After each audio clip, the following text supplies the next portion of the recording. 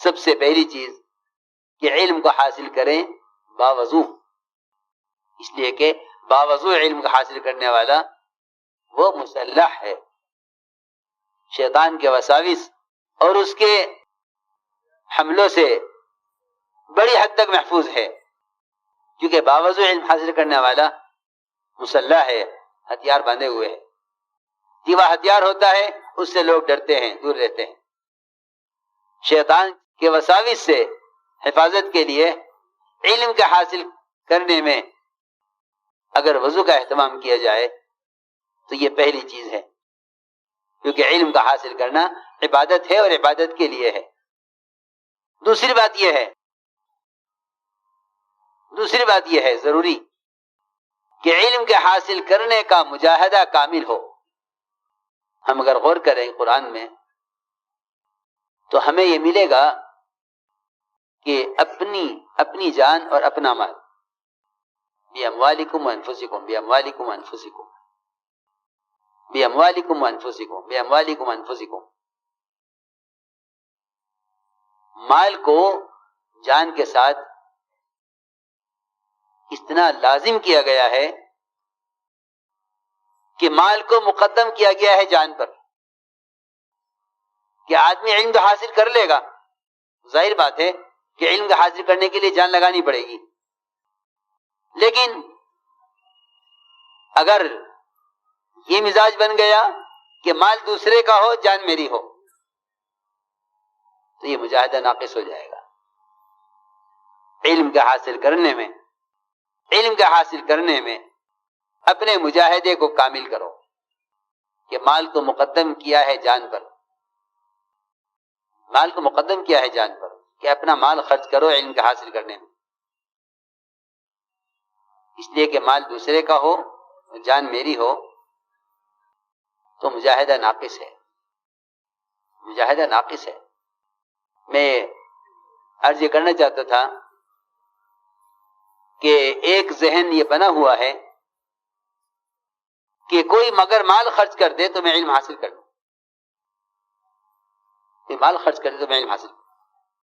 حالانکہ یہ علم تیری ضرورت ہے۔ آپ دنیا والوں کو دیکھیے کہ یہ ڈاکٹر بننے کے لیے، انجینئر بننے کے لیے، پروفیسر بننے کے لیے قرض لے کر، مقروض ہو کر، زمینیں بیچ کر، کس کوشش سے یہ اپنے فنون میں ملازمت تک پہنچتے ہیں، آپ کے سامنے ہے۔ ڈاکٹر بننے میں اتنے مقروض ہو جاتے ہیں کہ کلینک پر بیٹھا ہوا ہے لیکن اپنے ڈاکٹر بننے کا قرضہ ابھی تک ادا کر رہا ہے۔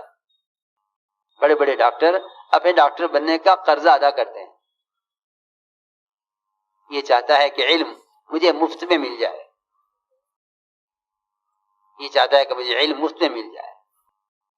میں نے غور کیا کہ جتنے بھی فنون کے اڈے ہیں دنیا میں، جتنے بھی اسکول اور کالج ہیں، ان میں عام سے عام بچہ، غریب سے غریب باپ کا بچہ، وہ اپنی فیس جمع کر کے علم حاصل کرتا ہے،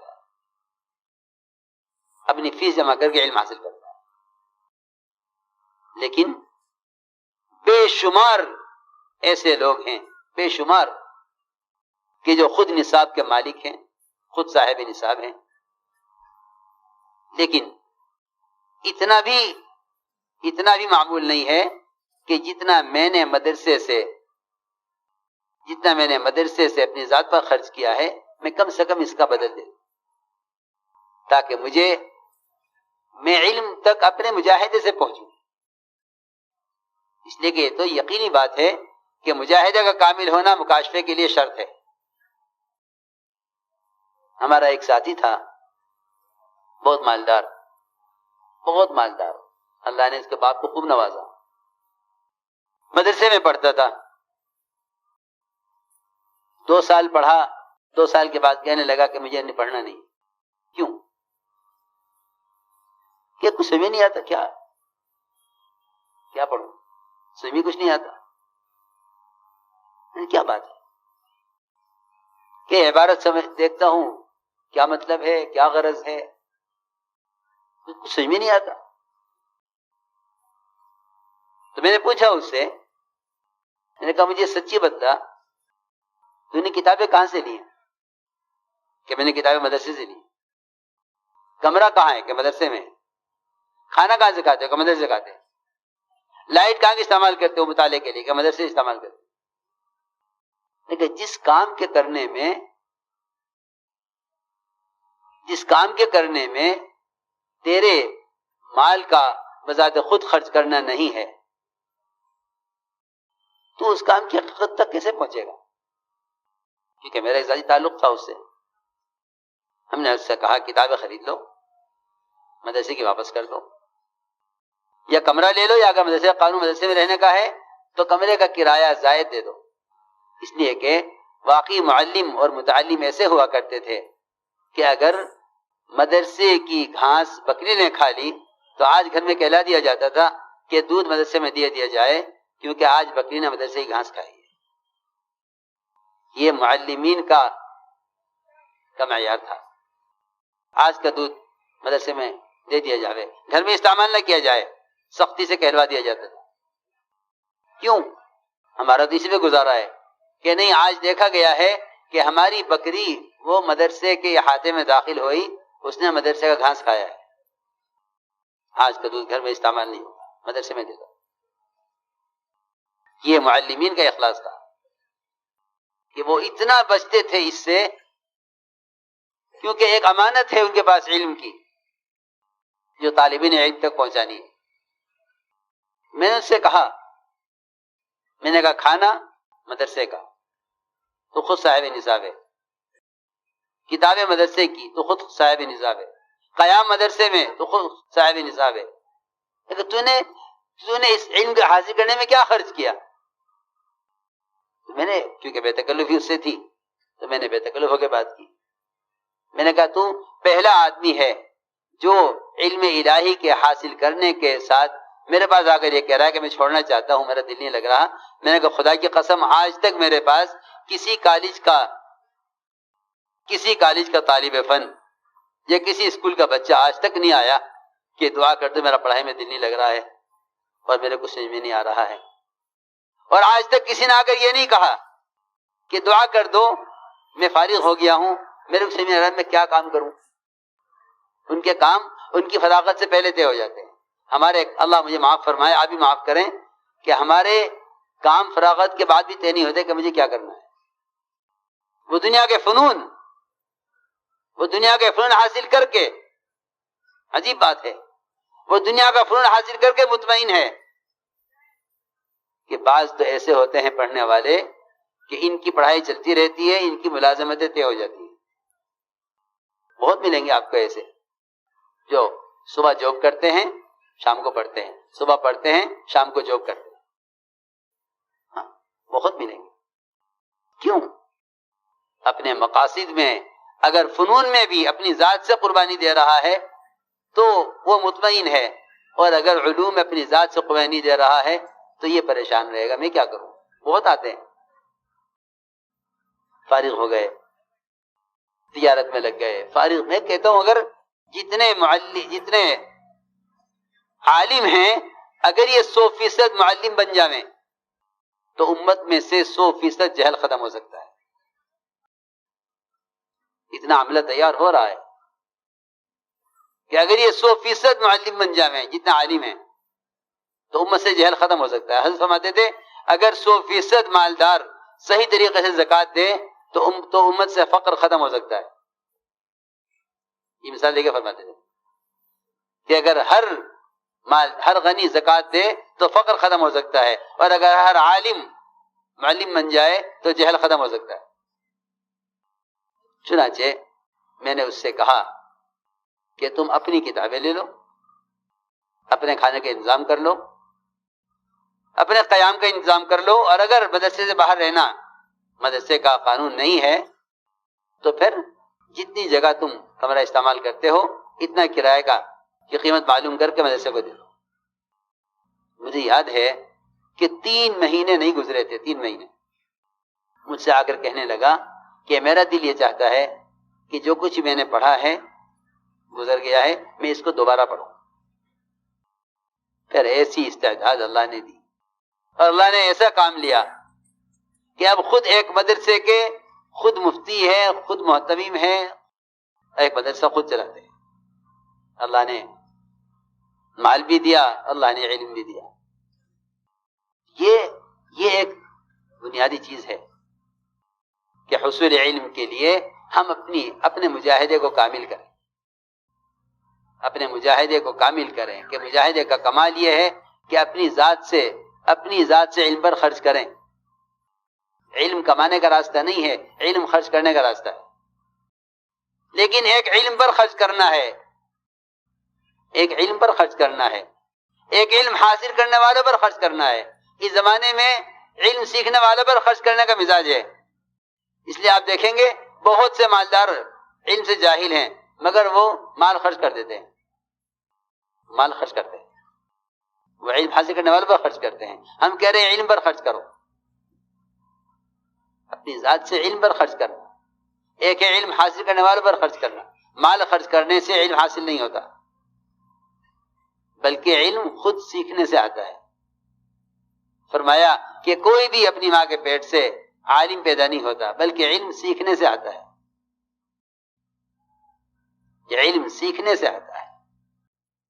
اس لیے ہم نے عرض کیا کہ اس علم کے سیکھنے میں اپنا مجاہدہ کامل ہونا چاہیے، کہ حصول علم میں مجاہدہ کامل ہونا چاہیے. اور مجاہدے کا کمال اپنی جان اور اپنے مال کو خرچ کرنا ہے. اپنی جان اپنا مال خرچ کرنا، اس سے مجاہدے میں کمال پیدا ہوگا. ایک ضروری بات یہ ہے کہ علم کے حاصل کرنے میں گناہوں سے اپنے آپ کو بہت بچایا جائے، گناہوں سے اپنے آپ کو بہت بچایا جائے. اس لیے کہ علم ہی ذکر ہے، علم ہی ذکر ہے، اس کا گناہوں کے ساتھ کوئی جوڑ نہیں ہے. لا یعنی باتوں سے اپنے آپ کو بہت بچایا جائے، کہ لا یعنی باتیں یہ دلوں کو علم سے اس طرح مردہ کر دیتی ہیں جس طرح ہنسنا دلوں کو مردہ کر دیتا ہے. لا یعنی باتوں سے اپنے آپ کو بہت بچایا جائے. لوگ سمجھتے ہیں کہ تشخیص اذہان کے لیے یا تھوڑا سا ہنسنا ہنسانا اپنے ذہن کو تازہ کرنے کے لیے، نہیں، اس کی کوئی گنجائش نہیں ہے شریعت میں کہ جھوٹ بولا جائے ذہن کی تشخیص کے لیے. اس کے ذہن کی تشخیص تو ہو جائے گی یا نہیں ہوگی، لیکن اس کا دل جھوٹ بولنے سے، علم کو حاصل کرنے سے بند ہو جائے گا. صحیح ہے فرمایا حدیث میں کہ صرف لوگوں کو ہنسانے کے لیے جھوٹ بولنے والا، فرمایا کہ یہ بھی جھوٹوں میں کا ایک جھوٹا ہے، جو صرف ہنسانے کے لیے جھوٹ بول رہا ہے، صرف ہنسانے کے لیے لوگوں کو. فرمایا یہ بھی جھوٹوں میں کا ایک جھوٹا ہے جو لوگوں کو ہنسانے کے لیے جھوٹ بول رہا ہے. معلم اور متعلم دونوں کو لا یعنی باتوں سے اس لیے روکا گیا تھا کہ علم ذکر ہے اور لا یعنی بات اس کی ضد ہے. علم ذکر ہے اور لا یعنی بات غفلت ہے، وہ ذکر نہیں ہے، وہ ذکر میں رکاوٹ بنے گی. بلکہ شداد ابن اوس رضی اللہ تعالیٰ عنہ، شداد ابن اوس رضی اللہ تعالیٰ عنہ جب سبق سے فارغ ہوئے تو یہ کہا طلبہ سے کہ لاؤ دسترخوان لاؤ، دل بہلا لیں. فرمایا ہاتھ السفرۃ نتعلل، لاؤ دسترخوان لاؤ، دل بہلا لیں. ماشاءاللہ طلبہ بھی ایسے، اور کیوں نہ ہو تابعین ایسے طلبہ. اتنی بات پکڑ لی کہ استاد صاحب آپ نے آج تک ہمیں جو کچھ پڑھایا ہے، آپ نے آج تک ہمیں جو کچھ پڑھایا ہے، ہم نے آج تک آپ کی زبان سے کوئی ایسی بات نہیں سنی جس سے علم کا، آخرت کا، دین کا کوئی فائدہ نہ ہو. ایسے ہم نے آج تک کوئی بات نہیں سنی. آج پہلی مرتبہ آپ کی زبان سے یہ بات نکلی ہے. یہ آپ نے کیا کہا؟ اس سے کیا فائدہ ہے؟ اس سے کیا فائدہ ہے؟ شداد ابن اوس رضی اللہ تعالیٰ فوراً سمجھ گئے کہ ہاں مجھ سے غلطی ہوئی، مجھ سے غلطی ہو گئی. میرے عزیز دوستو، درس گاہ یہ تو عبادت گاہ کی طرح ہے. یہاں ہنسنا یا یہاں کوئی وہ کام کرنا جو مسجد کے منافی ہے. میں کہا کرتا ہوں کہ درس گاہیں مسجد کا ایک کونا ہے، ایک شعبہ ہے. بھلے وہ مسجد سے شعبہ باہر آ گیا ہے، اس کا احترام، اس کا اہتمام، اس میں باوضو رہنا، اس میں لایعنی باتوں سے بچنا، یہ بالکل تمام مسجد کے آداب اور مسجد کے احترام کی طرح ہے. مسجد کے آداب مسجد کے احترام کی طرح ہے.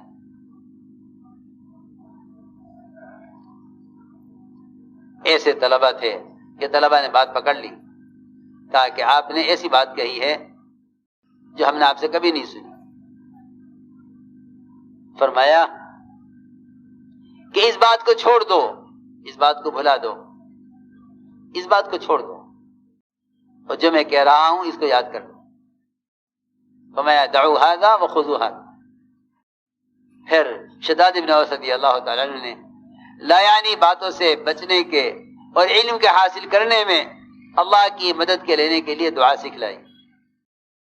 اللہم انی اسألک التثبت فی الامر واسألک عزیمت الرشد، اسألک شکر نعمتک وحسن عبادتک، اسألک قلبا سلیما ولسانا صادقا، اسألک خیر ما تعلم واعوذ بک من شر ما تعلم. یہ دعا سکھلائی طلبہ کو اس وقت جب یہ کہہ دیا تھا کہ لاؤ دسترخوان لاؤ، دل بہلا لیں.